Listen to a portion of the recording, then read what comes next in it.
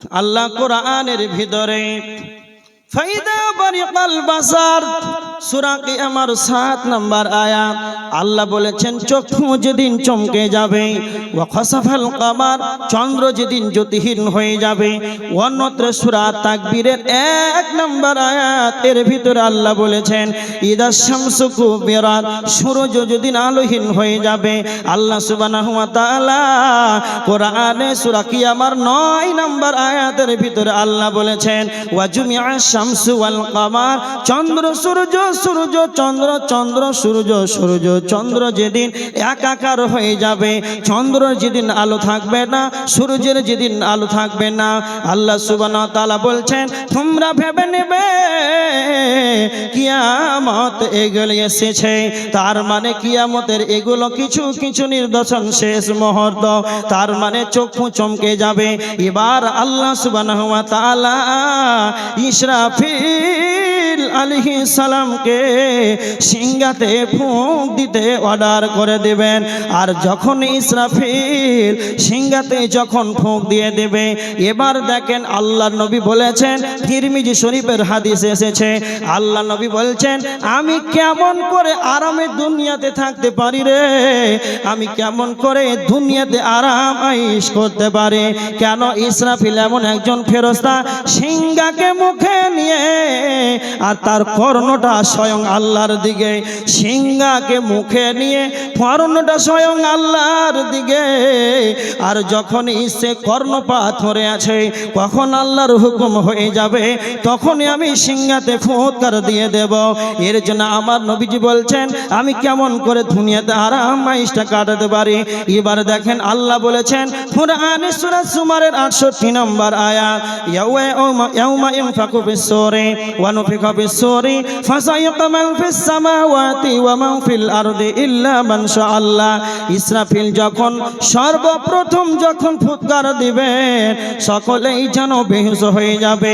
অন্যত্রে আল্লাহ সুবহানাহু ওয়া তাআলা সূরা হাক্কার 13 নম্বর আয়াতের ভিতরে আল্লাহ বলেছেন ফাইদা নুফিখা ফিস-সূরি নাফকাতুন ওয়াহিদা, যখনই একবার ফুৎকার দেওয়া হবে রে তখন আল্লাহ বলেছেন ওয়া হুমিলাতিল আরদু ওয়াল জিবালু ফাদুক্কাতা দাক্কাতান ওয়াহিদা, জমিন আর পাহাড়কে, পাহাড় আর জমিনকে চূর্ণ বিচূর্ণ করে দেওয়া হবে। যখনই প্রথমে ফুৎকার দেওয়া হবে আল্লাহ সূরা ইনফিতারের ভিতরে 1, 2, 3 নম্বর আয়াতের ভিতরে আল্লাহ বলেছেন ইদাস সামাউন ফাতারাত ওয়া ইদাল কাওয়াকিবু তাসারাত ওয়া ইদাল বিহারু ফুজিরাত। আল্লাহ বলেছেন আসমানগুলো চূর্ণ বিচূর্ণ হয়ে যাবে আর নক্ষত্রগুলো ঝরে ঝরে পড়বে, সমুদ্রগুলোকে উত্থাল মেরে তোলা হবে। এবার আল্লাহ বলছেন যখন ইসরাফিল প্রথম যখন সিংহায় ফুৎকার দিয়ে দেবে, আল্লাহ সুবহানাহু ওয়া তাআলা সূরা জিলজালের 1 নম্বর আয়াতের ভিতরে আল্লাহ বলেছেন ইদা সুলসিলাতিল আরদু জিলজালাহা, পৃথিবীকে এক প্রবল ঝাঁকুনি মারা হবে। আর এই পৃথিবীকে এক প্রবল ঝাঁকুনি মারার কারণে পৃথিবী যেন কাঁপতে থাকবে, এতটাই কাঁপতে থাকবে, কাঁপতে কাঁপতে যেন কম্পনে যেন প্রকম্পিত হবে, মানুষগুলো সব বেহুশ হয়ে যাবে আর বলবে ওয়াকালাল ওয়াখরাজাতিল আরদু আসকালাহা। আর যখন পৃথিবী কাঁপতে আরম্ভ করবে তখন পৃথিবীর ভিতরকার বোঝাগুলোকে বের করে দেবে আর ওপরকার মাল সব নিচে ঢুকে যাবে। আসমান মণ্ডলী থাকবে না, পাহাড় পর্বত থাকবে না, স্কুল কলেজ থাকবে না, ভার্সিটি থাকবে না, মসজিদ মাদ্রাসা থাকবে না, গ্রাম শহর থাকবে না, সকলে একটা রুটির খোলার মতন সমতল হয়ে যাবে। সমস্ত কিছুই সমতল, একটা রুটির খোলার মতন সমতল হয়ে যাবে।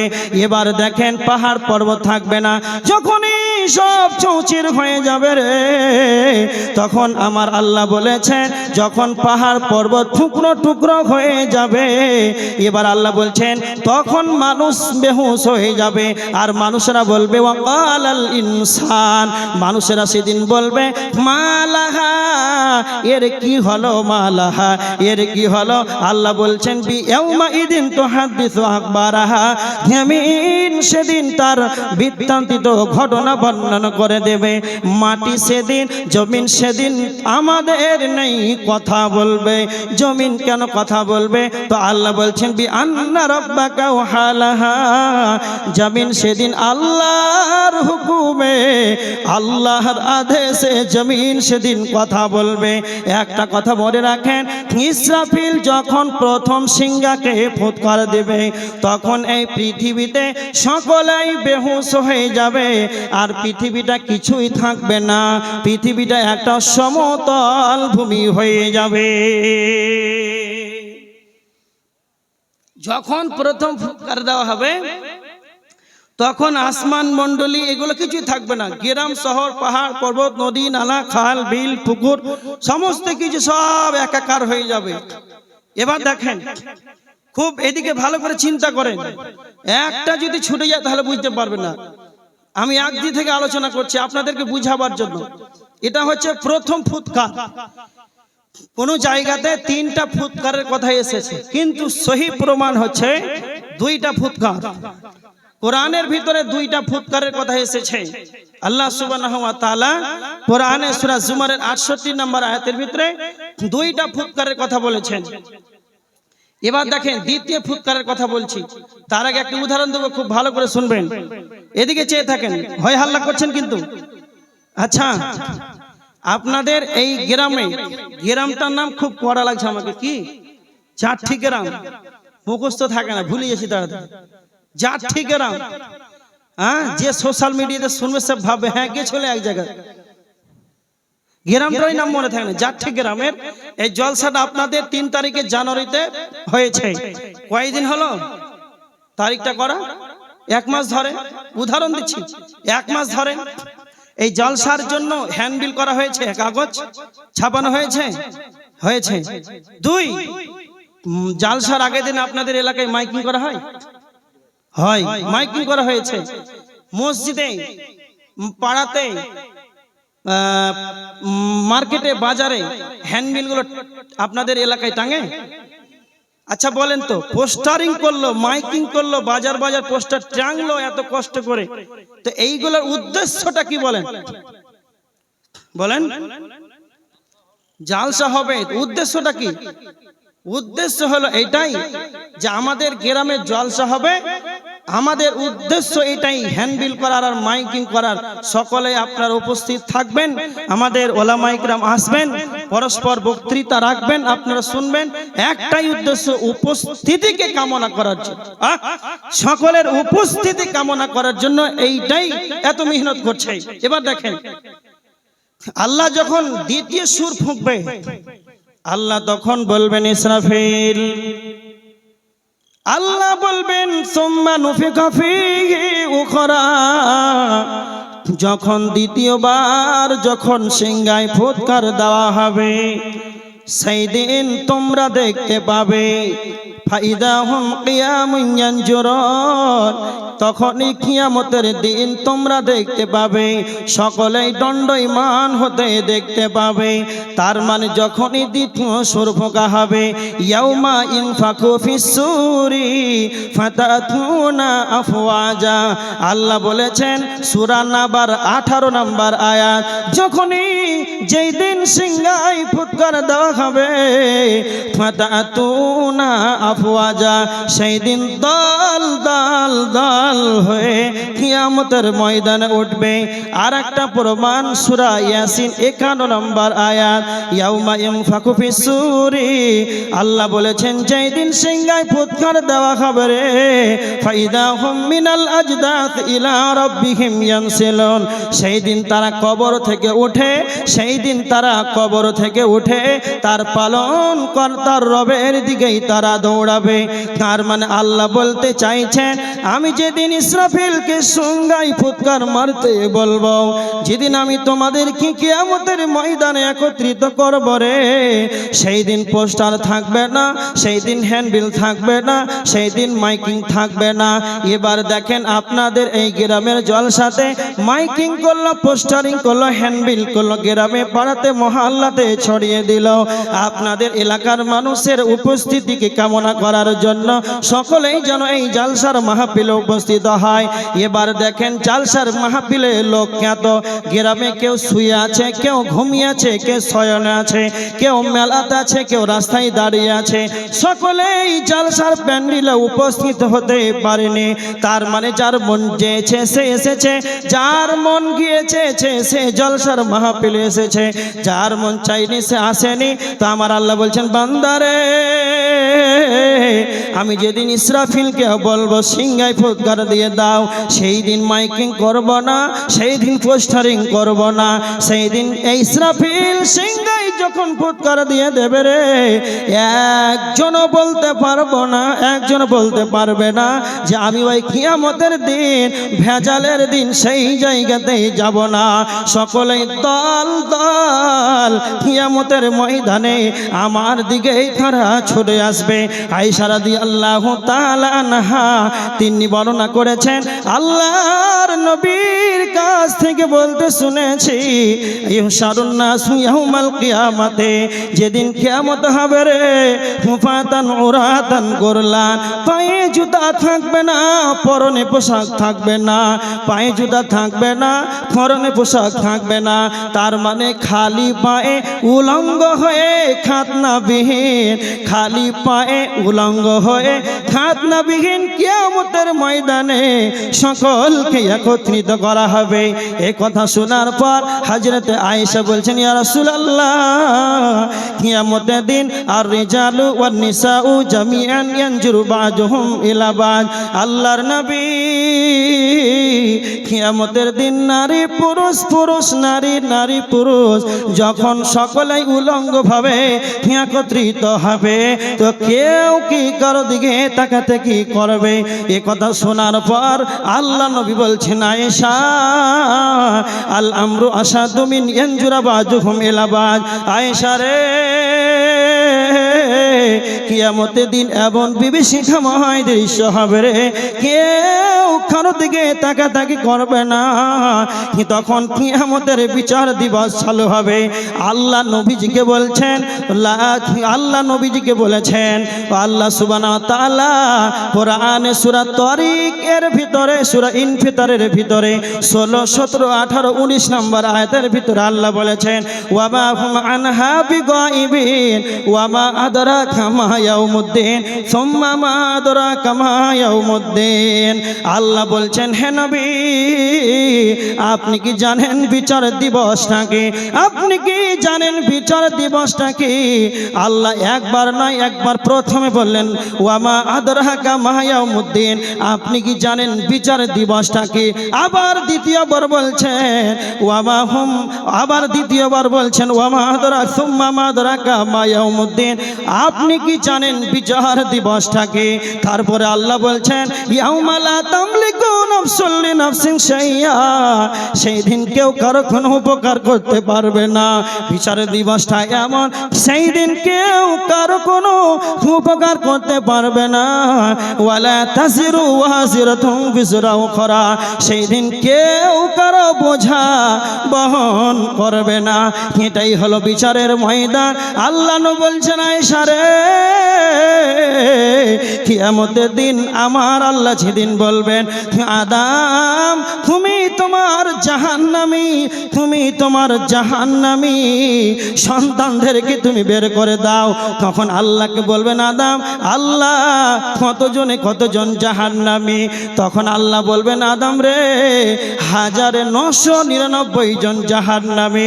এই কথা যখন শোনা হয়ে যাবে, এই ভাষণটা যখন সবার কানে পৌঁছে যাবে, তখন এমন একটা বিভীষিকাময় দৃশ্য হবে রে আয়েশা, সেই দিন এমন একটা বিভীষিকাময় দৃশ্য হবে, মনে হবে ওয়া মা হুম বিসিকারা। আল্লাহ বলেছেন কোরআনের ভিতরে আর হাদিসের ভিতরে ইবারত এরকম এসেছে, মনে হবে যে তারা নিশাদার দ্রব্য পান করেছে।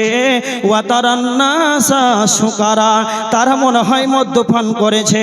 আল্লাহ বলেছেন ওয়া মা হুম বিসুকারা, না না না, এরা মদ্যপান করে নাই, এরা বিষাদা দ্রব্য পান করে নাই, ওয়ালাকিন্না আযাবাল্লাহি শাদীদ, আল্লাহর আযাবের ভয়ে এদের কি অবস্থা হয়েছে। এই ঘটনা হয়ে যাওয়ার পর বাচ্চারা সেদিন বুড়িয়ে যাবে, তাদের চুলগুলো সেদিন পেকে যাবে, আর যাদের মহিলাদের গর্ভবতী মহিলাদের যাদের পেটে বাচ্চা আছে, বাচ্চাগুলো সেদিন প্রসব হয়ে যাবে, মহিলারা তা জানতে পারবে না। এটা হলো হাসরের ময়দান, কেউ কাউকে মনে রাখতে পারবে না। এমন একটা হাসরের ময়দান হযরতে আয়েশা রাদিয়াল্লাহু তাআলা আনহা, হযরতে আয়েশা রাদিয়াল্লাহু তাআলা আনহা হঠাৎ করে একদিন আগুনের ভয়ে কাঁদতে লাগলেন।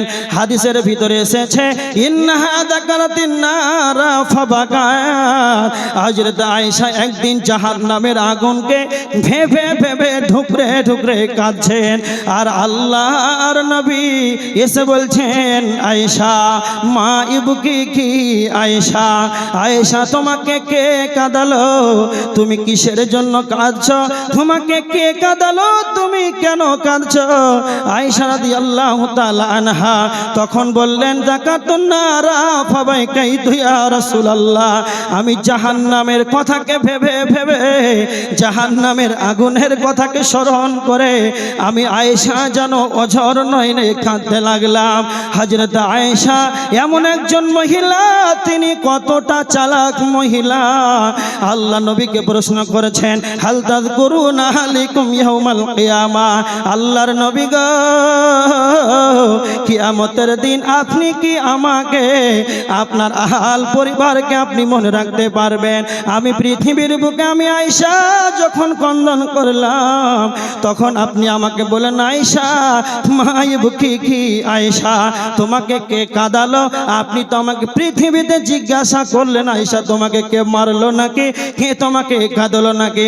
কিয়ামতের দিন যখন আমি আয়েশা কাঁদবো হাল তাযকুরুনা আলাইকুম ইয়াউমাল কিয়ামাতে, তখন কি কিয়ামতের দিন আপনি বলবেন আয়েশা তোমার কি হয়েছে।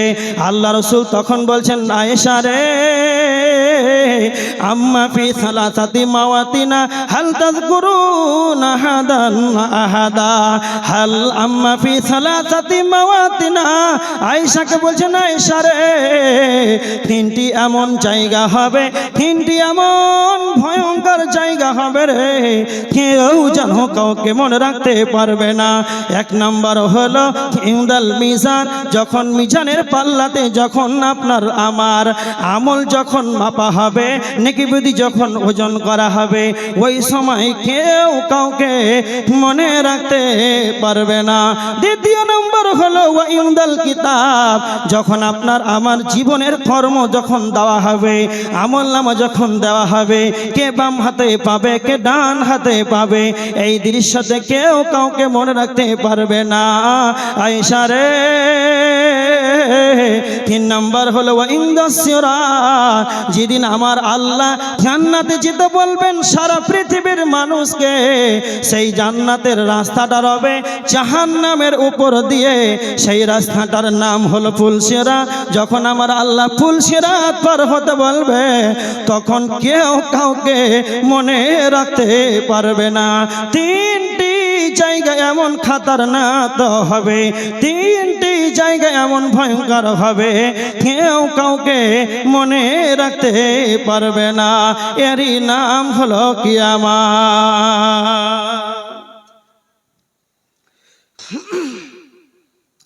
এরই নাম হলো কিয়ামত।